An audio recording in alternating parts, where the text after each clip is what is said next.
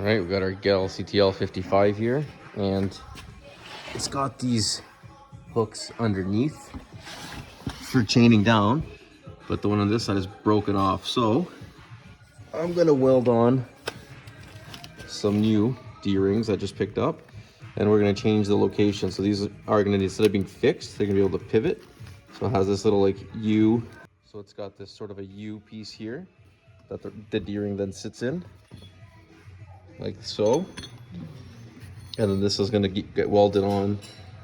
Thinking about putting it here, more or less. And then that way it's gonna be able to be flexible. So if you ever do hit something backing up, at least this will be able to move as well.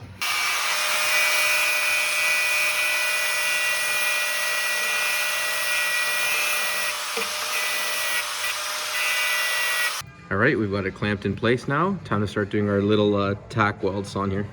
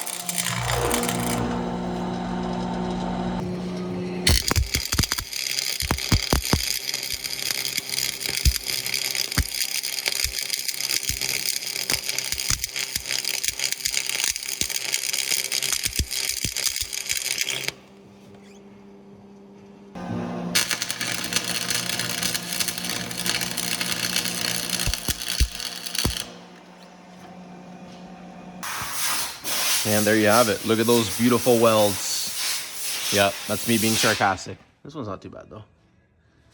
Gonna throw in a little black paint.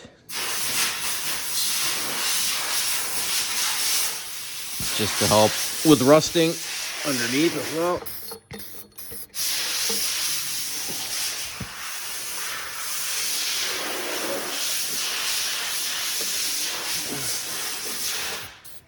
There we go.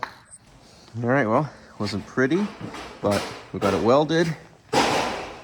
Both sides and even on the ends. Put a little bit of welding there.